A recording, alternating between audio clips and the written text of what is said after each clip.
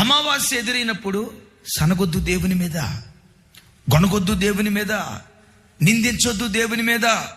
నీ కొరకు నేను ఇంత భక్తిగా బ్రతికితే నాకెందుకయ్యా ఈ నష్టం, నాకెందుకయ్యా ఈ కష్టం, నా బ్రతుకులో ఎందుకయ్యా ఈ ఆపదిచ్చావు, నా బ్రతుకు దినాల్లో ఈ చెడు వార్తలు నేను వినాల్సి వచ్చిందే, నా గుండె కరిగిపోతుందయ్యా, నేను తట్టుకోలేకపోతున్నాను, వేదనతో నా అంతరంగం నిండుకుంది, ఎంతకాలం ఇవి వినాలి ప్రభా, నా భక్తి ఏమైపోయింది, నా ప్రార్థన ఏమైపోయింది అని దేవుని మీద సనగకుండా నిండు అమావాస్య లాంటి కన్నీళ్ల మధ్యలో కూడా నీ దేవుని నువ్వు స్తుతించే వ్యక్తిగా బ్రతుకో.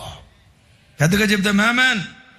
ఎప్పుడు అన్ని ఇచ్చినప్పుడే కాదు, అన్ని కోల్పోయిన పరిస్థితి వచ్చిన ఆ కష్ట స్థితిలో కూడా, అమావాస్య లాంటి అనుభవాలలో కూడా మనం ఆయనని స్తుతించే ప్రజలుగా ఉందుముగాక.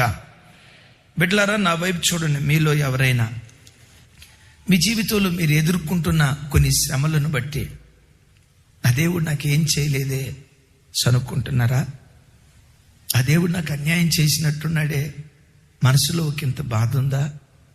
నేను ఇంత ప్రార్థన చేస్తే, ఎంత ఉపవాసం ఉంటే, దేవుడు దేవుడని దేవుని కొరకు పరిగెత్తితే నాకే ఎందుకు ఈ కష్టం వచ్చింది, నాకే ఎందుకు ఈ బాధ వచ్చింది, నా ఇంటిలోనే ఎందుకు ఈ కీడు జరిగింది, నా దేవుడు నన్ను మర్చిపోయాడా, ఏమని నేను స్తుతించగలను, ఏమని నేను ఆరాధించగలను?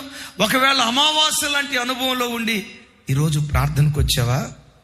అమావాస్య లాంటి అనుభవంలో దావీదు దేవుని స్తుతించలేదా?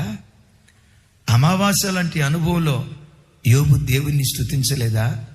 అమావాస్య లాంటి అనుభవాలలో వారు దేవుని స్తుతించడాన్ని బట్టే ఆ స్తుతే వాళ్ళ స్థితిని మార్చేసింది. ఆ స్తుతే వారి స్థితిని మార్చేసింది. నా ప్రభు బిడ్డ, ఒక్కసారి నా వైపు చూడు.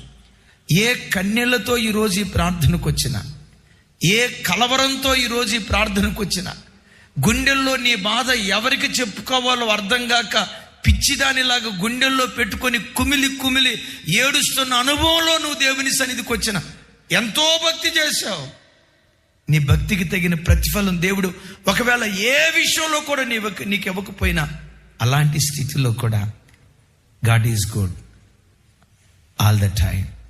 God is good all the time.